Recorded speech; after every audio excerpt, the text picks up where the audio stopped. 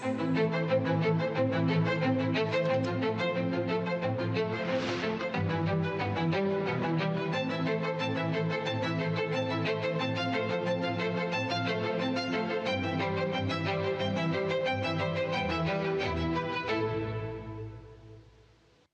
प्यारे देशवासियों, नमस्कार। मन की बात में आपका एक बार फिर स्वागत है। नवंबर का महीना बहुत सी प्रेरणाएं लेकर आया। कुछ दिन पहले ही 26 नवंबर को संविधान दिवस पर सेंट्रल हॉल में विशेष कार्यक्रम का आयोजन हुआ। वंदे मातरम के 150 वर्ष होने पर पूरे देश में होने वाले कार्यक्रमों की शानदार शुरुआत हुई। 25 नवंबर को अयोध्या में राम मंदिर पर धर्म ध्वजा का आरोहण हुआ। इसी दिन कुरुक्षेत्र के ज्योतिसर में पांचजन्य स्मारक का लोकार्पण हुआ। साथियों, कुछ दिन पहले ही मैंने हैदराबाद में दुनिया की सबसे बड़ी लीप इंजन एमआरओ फैसिलिटी का उद्घाटन किया है। एयरक्राफ्ट की मेंटेनेंस, रिपेयर एंड ओवरहॉल के सेक्टर में भारत ने ये बहुत बड़ा कदम उठाया है। पिछले हफ्ते मुंबई में एक कार्यक्रम के दौरान आईएनएस माहे को भारतीय नौसेना में शामिल किया गया। पिछले ही हफ्ते भारत के स्पेस इकोसिस्टम को स्काई रूट के इंफिनिटी कैंपस ने नई उड़ान दी है। ये भारत की नई सोच, इनोवेशन और यूथ पावर का प्रतिबिंब बना है। साथियों, कृषि क्षेत्र में भी देश ने बड़ी उपलब्धि हासिल की। भारत ने 357 मिलियन टन के खाद्यान्न उत्पादन के साथ एक ऐतिहासिक रिकॉर्ड बनाया है। 357 मिलियन टन। 10 साल पहले की तुलना में भारत का खाद्यान्न उत्पादन 100 मिलियन टन और बढ़ गया है। खेलों की दुनिया में भी भारत का परचम लहराया है। कुछ दिन पहले ही भारत को कॉमनवेल्थ खेलों की मेजबानी का भी ऐलान हुआ। ये उपलब्धियां देश की है, देशवासियों की है और मन की बात देश के लोगों की ऐसी उपलब्धियों को, लोगों के सामूहिक प्रयासों को जन सामान्य के सामने लाने का एक बेहतरीन मंच है। साथियों, अगर मन में लगन हो, सामूहिक शक्ति पर, टीम की तरह काम करने पर विश्वास हो, गिरकर फिर से उठ खड़े होने का साहस हो, तो कठिन से कठिन काम में भी सफलता सुनिश्चित हो जाती है। आप उस दौर की कल्पना करिए जब सैटेलाइट नहीं थी, जीपीएस सिस्टम नहीं था, नेविगेशन की कोई सुविधाएं नहीं होती थी। तब भी हमारे नाविक बड़े बड़े जहाज लेकर समंदर में निकल जाते थे और तय स्थानों पर पहुंचते थे। अब समंदर से आगे बढ़कर दुनिया के देश अंतरिक्ष की अनंत ऊंचाई को नाप रहे हैं। चुनौती वहां भी वही है। न जीपीएस सिस्टम है, न संचार की वैसी व्यवस्थाएं हैं। फिर हम कैसे आगे बढ़ेंगे? साथियों, कुछ दिनों पहले सोशल मीडिया पर एक वीडियो ने मेरा ध्यान खींचा। ये वीडियो इसरो की एक अनोखी ड्रोन प्रतियोगिता का था। इस वीडियो में हमारे देश के युवा और खासकर हमारे जैन जी मंगल ग्रह जैसी परिस्थितियों में ड्रोन उड़ाने की कोशिश कर रहे थे। ड्रोन उड़ते थे, कुछ पल संतुलन में रहते थे, फिर अचानक जमीन पर गिर पड़ते थे। जानते हैं क्यों? क्योंकि यहां जो ड्रोन उड़ रहे थे उनमें जीपीएस का सपोर्ट बिल्कुल नहीं था। मंगल ग्रह पर जीपीएस संभव नहीं, इसलिए ड्रोन को कोई बाहरी संकेत या गाइडेंस नहीं मिल सकता। ड्रोन को अपने कैमरे और इन बिल्ड सॉफ्टवेयर के सहारे उड़ना था। उस छोटे से ड्रोन को जमीन के पैटर्न पहचानने थे, ऊंचाई मापनी थी, बाधाएं समझनी थी और खुद ही सुरक्षित उतरने का रास्ता ढूंढना था। इसलिए ड्रोन भी एक के बाद एक गिरे जा रहे थे। साथियों, इस प्रतियोगिता में पुणे के युवाओं की एक टीम ने कुछ हद तक सफलता पाई। उनका ड्रोन भी कई बार गिरा, क्रैश हुआ, पर उन्होंने हार नहीं मानी। कई बार के प्रयास के बाद इस टीम का ड्रोन मंगल ग्रह की परिस्थिति में कुछ देर उड़ने में कामयाब रहा। साथियों, ये वीडियो देखते हुए मेरे मन में एक और दृश्य उभर आया। वो दिन जब चंद्रयान 2 संपर्क से बाहर हो गया था। उस दिन पूरा देश और खासकर वैज्ञानिक कुछ पल के लिए निराश हुए थे। लेकिन साथियों, असफलता ने उन्हें रोका नहीं। उसी दिन उन्होंने चंद्रयान 3 की सफलता की कहानी लिखनी शुरू कर दी। यही कारण है कि जब चंद्रयान 3 ने सफल लैंडिंग की तो वो सिर्फ एक मिशन की सफलता नहीं थी, वो तो असफलता से निकलकर बनाए गए विश्वास की सफलता थी। इस वीडियो में जो युवा दिख रहे हैं, उनकी आंखों में मुझे वही चमक दिखाई दी। हर बार जब मैं हमारे युवाओं की लगन और वैज्ञानिकों के समर्पण को देखता हूं, तो मन उत्साह से भर जाता है। युवाओं की यही लगन विकसित भारत की बहुत बड़ी शक्ति है। मेरे प्यारे देशवासियों, आप सभी शहद की मिठास से जरूर परिचित होंगे, लेकिन अक्सर हमें ये नहीं पता चलता इसके पीछे कितने लोगों की मेहनत है, कितनी परंपराएं हैं और प्रकृति के साथ कितना सुंदर तालमेल है।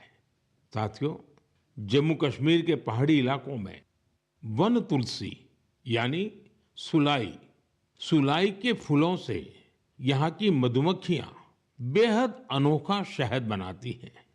ये सफेद रंग का शहद होता है जिसे रामबन सुलाई हनी कहा जाता है। कुछ वर्षों पहले ही रामबन सुलाई हनी को जीआई टैग मिला है। इसके बाद इस शहद की पहचान पूरे देश में बन रही है।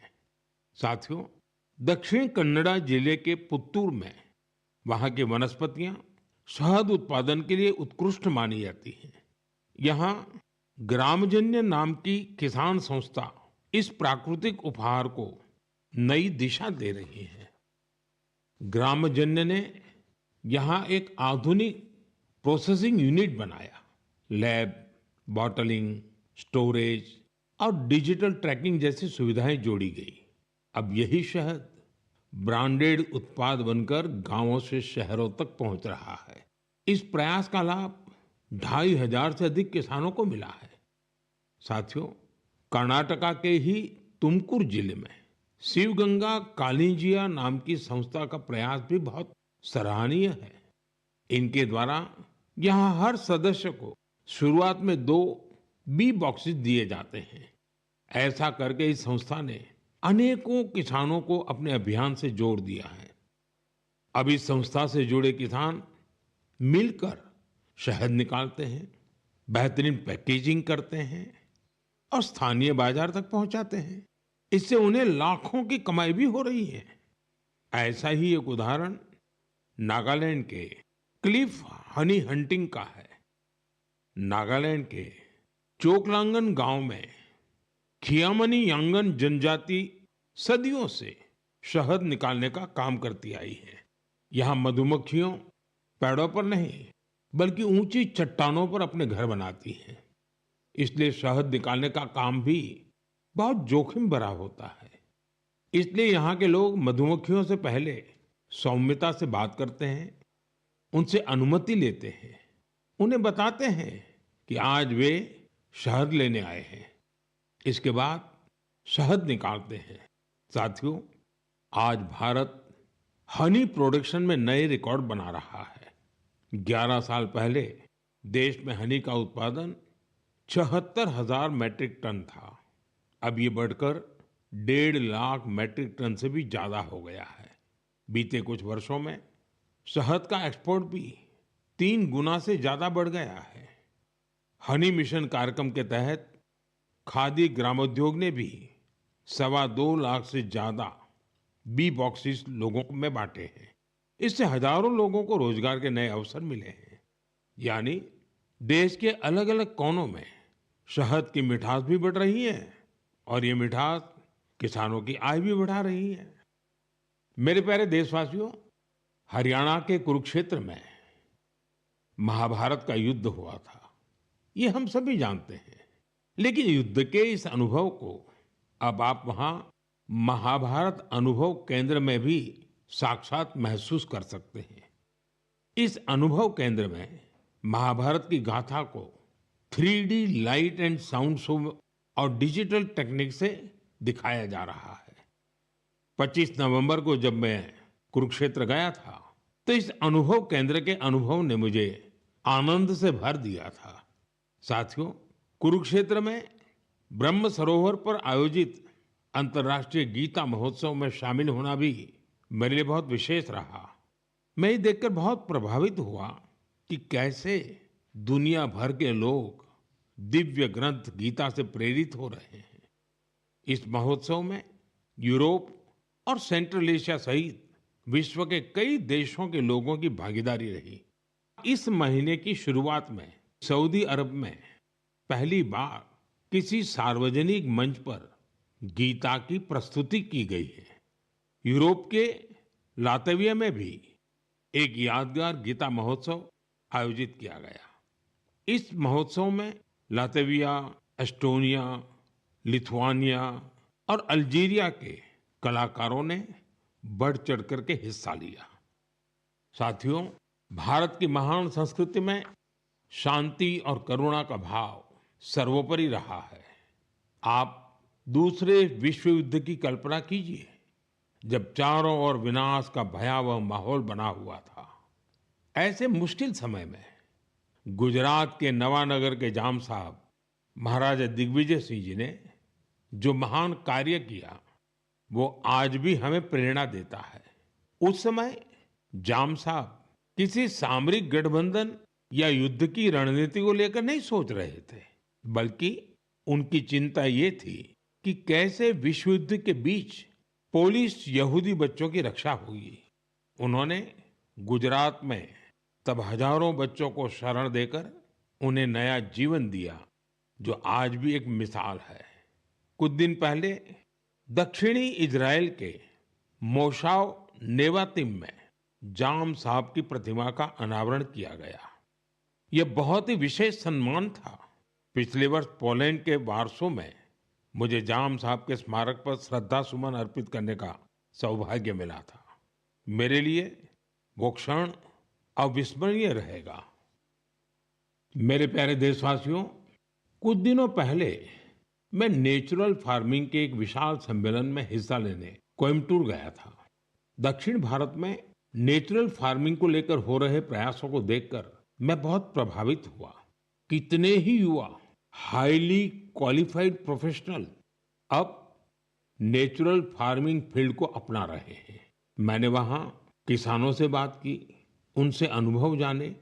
नेचुरल फार्मिंग भारत की प्राचीन परंपराओं का हिस्सा रही है और हम सभी का कर्तव्य है कि धरती माँ की रक्षा के लिए इसे निरंतर बढ़ावा दें।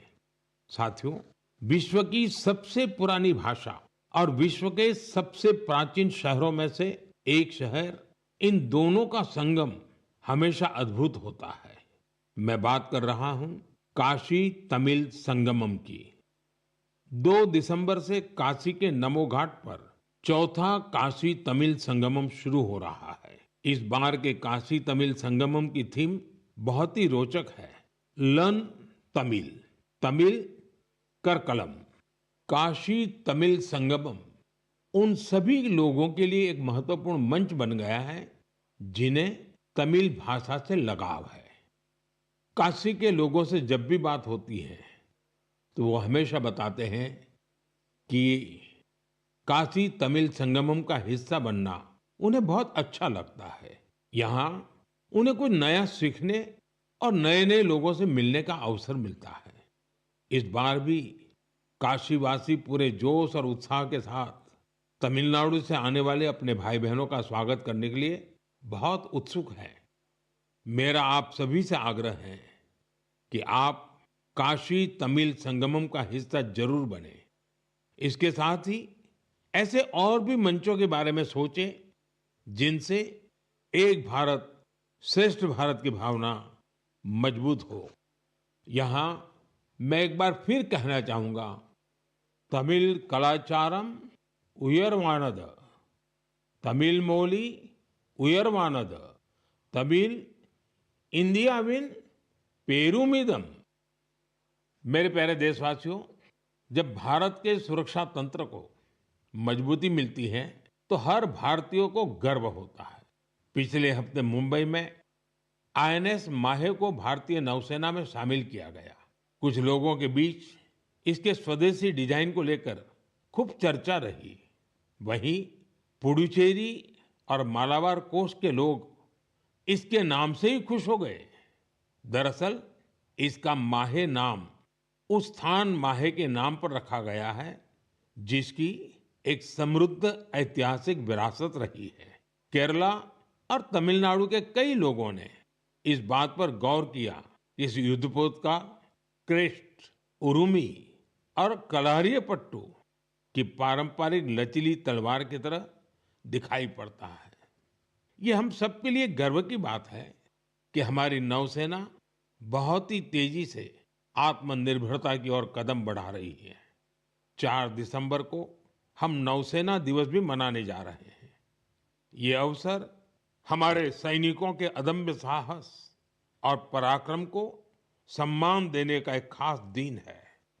साथियों, जो लोग नेवी से जुड़े टूरिज्म में रुचि रखते हैं, उनके लिए हमारे देश में बहुत सी जगह हैं जहां जाकर उन्हें बहुत कुछ सीखने को मिलेगा।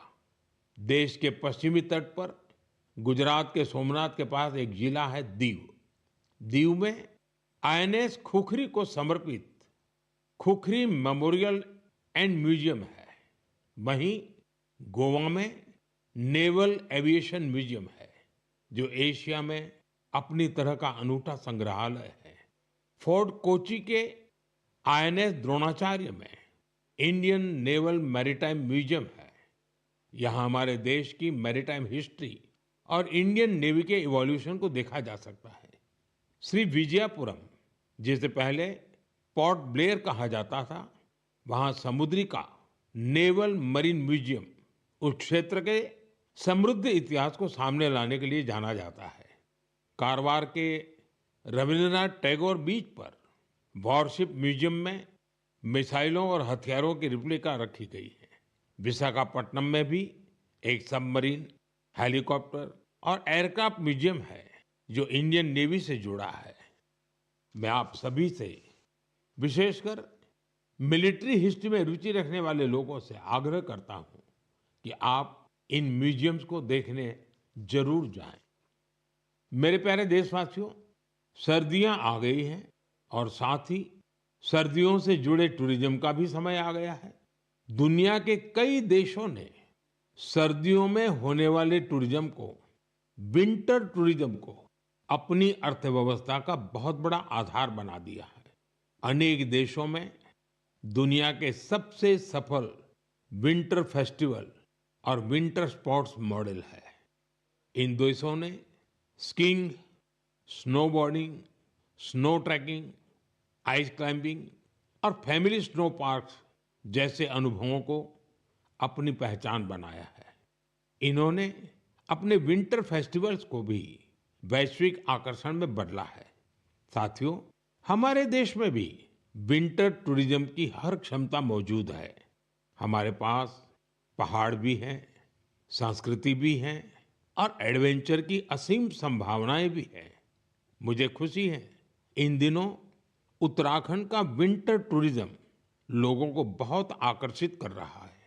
सर्दियों के मौसम में औली, मुनस्यारी, चोपटा और डेहरा जैसी जगहें खूब पॉपुलर हो रही हैं। अभी कुछ सप्ताह पहले पिथौरागढ़ जिले में 14,500 फुट से अधिक की ऊंचाई पर आदि कैलाश में राज्य की पहली high altitude ultra run marathon का आयोजन किया गया था। इसमें देश भर के 18 राज्यों से 750 से ज्यादा एथलीट्स ने हिस्सा लिया था। 60 किलोमीटर लंबी आदि कैलाश परिक्रमा रन का प्रारंभ कड़कड़ाती सर्दी में सुबह 5 बजे हुआ था। इतनी ठंड के बावजूद भी लोगों का उत्साह देखते ही बनता था। आदि कैलाश की यात्रा पर जहां 3 साल पहले तक मात्र 2000 से कम पर्यटक आते थे। अब यह संख्या भी बढ़कर 30,000 से अधिक हो गई है। साथियों, कुछ ही हफ्तों में उत्तराखंड में विंटर गेम्स का आयोजन भी होना है। देश भर के खिलाड़ी, एडवेंचर प्रेमी और खेलों से जुड़े लोग इस आयोजन को लेकर उत्साहित हैं। स्कीइंग हो या स्नोबोर्डिंग, बर्फ पर होने वाले कई खेलों की तैयारियां शुरू हो चुकी हैं। उत्तराखंड ने विंटर टूरिज्म को बढ़ाने के लिए कनेक्टिविटी और इंफ्रास्ट्रक्चर पर भी फोकस किया है। होम स्टे को लेकर नई पॉलिसी भी बनाई गई है। साथियों, सर्दियों में बेड इन इंडिया अभियान की भी अलग धूम होती है। सर्दियों की सुनहरी धूप हो, पहाड़ से उतरते कोहरे की चादर हो, डेस्टिनेशन वेडिंग के लिए पहाड़ भी अब खूब पॉपुलर हो रहे हैं। कई शादियां तो अब खास तौर पर गंगा जी के किनारे हो रही है। साथियों, सर्दियों के इन दिनों में हिमालय की वादियां एक ऐसे अनुभव का हिस्सा बन जाती हैं जो जीवन भर साथ रहता है। अगर आप इस सर्दी में कहीं जाने का विचार कर रहे हैं तो हिमालय की वादियों का विकल्प जरूर रखिएगा। साथियों, कुछ हफ्ते पहले मैं भूटान गया था। ऐसे दौरों में अलग अलग प्रकार के संवाद और चर्चाओं का अवसर मिलता है। अपनी इस यात्रा में मैंने भूटान के राजा, वर्तमान राजा के पिताजी, जो खुद भी पहले राजा रह चुके हैं, वहाँ के प्रधानमंत्री और अन्य लोगों से मुलाकातें की। इस दौरान हर किसी से एक बात जरूर सुनने को मिली। सभी लोग वहाँ बुद्धिस्ट रिलिक्स यानी भगवान बुद्ध के पवित्र अवशेष भेजे जाने को लेकर भारतवासियों का आभार जता रहे थे। मैंने जब भी यह सुना तो मेरा हृदय गर्व से भर उठा। साथियों, भगवान बुद्ध के पावन अवशेषों को लेकर कई अन्य देशों में भी ऐसा ही उत्साह देखने को मिला है। पिछले महीने ही नेशनल म्यूजियम से इन पवित्र अवशेषों को रूस के कलमिकिया ले जाया गया था। यहाँ बौद्ध धर्म का विशेष महत्व है। मुझे बताया गया कि इनके दर्शन के लिए रूस के दूर दराज से भी बहुत बड़ी संख्या में लोग वहां पहुंचे। इन पवित्र अवशेषों को मंगोलिया, वियतनाम और थाईलैंड भी ले जाया जा चुका है। हर जगह लोगों का भारी उत्साह देखने को मिला है। इनके दर्शन के लिए थाईलैंड के राजा भी पहुंचे थे। पूरे विश्व में भगवान बुद्ध के पवित्र अवशेषों के प्रति इस प्रकार का गहरा जुड़ाव देखकर मन भाव विभोर हो उठता है। यह सुनकर बहुत अच्छा लगता है कि कैसे इस तरह की कोई पहल दुनिया भर के लोगों को आपस में जोड़ने का माध्यम बन जाती है। मेरे प्यारे देशवासियों, मैं आप सभी से हमेशा वोकल फॉर लोकल के मंत्र को साथ लेकर चलने की बात करता हूं। अभी कुछ दिनों पहले G20 शिखर सम्मेलन के दौरान जब विश्व के कई नेताओं को उपहार देने की बात आई तो मैंने फिर कहा, वोकल फॉर लोकल। मैंने देशवासियों की ओर से विश्व के नेताओं को जो उपहार भेंट किए उसमें इस भावना का विशेष ध्यान रखा गया। G20 के दौरान मैंने दक्षिण अफ्रीका के राष्ट्रपति को नटराज की कांस्य प्रतिमा भेंट की। ये तमिलनाडु के तंजावुर की सांस्कृतिक विरासत से जुड़ी चौलकालीन शिल्पकला का अद्भुत उदाहरण है। कनाडा के प्रधानमंत्री को चांदी के अश्व की प्रतिकृति दी गई। यह राजस्थान के उदयपुर की बेहतरीन शिल्पकला को दर्शाती है। जापान के प्रधानमंत्री को चांदी की बुद्ध की प्रतिकृति भेंट की गई। इसमें तेलंगाना और करीमनगर की प्रसिद्ध सिल्वर क्राफ्ट की बारीकी का पता चलता है। इटली की प्रधानमंत्री को फूलों की आकृतियों वाला सिल्वर मिरर उपहार में दिया। ये भी करीमनगर की ही पारंपरिक धातु शिल्पकला को प्रदर्शित करता है। ऑस्ट्रेलिया के प्रधानमंत्री को मैंने ब्रास उर्ली भेंट की। ये केरला के मन्नार का एक उत्कृष्ट शिल्प है। मेरा उद्देश्य था कि दुनिया भारत के शिल्प, कला और परंपरा के बारे में जाने और हमारे कारीगरों की प्रतिभा को ग्लोबल मंच मिले। साथियों, मुझे खुशी है कि वोकल फॉर लोकल की भावना को देश के करोड़ों लोगों ने अपने जीवन का हिस्सा बना लिया है। इस साल जब आप त्योहारों की खरीदारी के लिए बाजार में गए होंगे, तो एक बात आप सभी ने महसूस की होगी, लोगों की पसंद और घरों में आने वाले सामानों में एक साफ संकेत दिखाई दे रहा था कि देश स्वदेशी की ओर लौट रहा है। लोग अपने मन से भारतीय उत्पादों को चुन रहे थे। इस बदलाव को छोटे से छोटे दुकानदार ने भी महसूस किया। इस बार युवाओं ने भी वोकल फॉर लोकल अभियान को गति दी। आने वाले कुछ दिन में क्रिसमस और नए वर्ष पर खरीदारी का नया दौर शुरू होने वाला है। मैं आपको फिर याद दिलाऊंगा, वोकल फॉर लोकल का मंत्र याद रखें। खरीदें वही जो देश में बना हो, बेचे वही जिसमें किसी देशवासी की मेहनत लगी हो। मेरे प्यारे देशवासियों, भारतीय खेलों के लिहाज से ये महीना सुपरहिट रहा है। इस महीने की शुरुआत भारतीय महिला टीम द्वारा आईसीसी महिला विश्व कप जीतने से शुरू हुई, लेकिन उसके बाद भी मैदान पर और ज्यादा एक्शन देखने को मिला है। कुछ दिन पहले ही टोक्यो में डेफ ओलंपिक्स हुए हैं, जहां भारत ने अपना अब तक का सर्वश्रेष्ठ प्रदर्शन करते हुए 20 मेडल जीते हैं। हमारी महिला खिलाड़ियों ने भी कबड्डी वर्ल्ड कप जीतकर इतिहास ही रच दिया। पूरे टूर्नामेंट में उन्होंने बेहतरीन प्रदर्शन करके हर भारतवासी का मन जीत लिया। वर्ल्ड बॉक्सिंग कप फाइनल्स में भी हमारे खिलाड़ियों का प्रदर्शन शानदार रहा, जहां उन्होंने 20 मेडल जीते। साथियों, जिस बात की और भी अधिक चर्चा हो रही है, वो है हमारी महिला टीम का ब्लाइंड क्रिकेट वर्ल्ड कप जीतना। बड़ी बात यह है कि हमारी इस टीम ने बिना एक भी मैच हारे इस टूर्नामेंट को जीता है। देशवासियों को इस टीम के हर खिलाड़ी पर बहुत गर्व है। मेरी इस टीम से प्रधानमंत्री निवास पर मुलाकात हुई। वाकई इस टीम का हौसला, उनका जज्बा हमें बहुत कुछ सिखाता है। यह विजय हमारे खेल इतिहास की सबसे बड़ी जीतों में से एक है, जो हर भारतीय को प्रेरित करती रहेगी। साथियों, आजकल हमारे देश में इंड्योरेंस स्पोर्ट्स की एक नई खेल संस्कृति भी तेजी से उभर रही है। इंड्योरेंस स्पोर्ट्स से मेरा मतलब ऐसी स्पोर्ट्स एक्टिविटीज से है जिनमें आपकी लिमिट्स की परख होती है।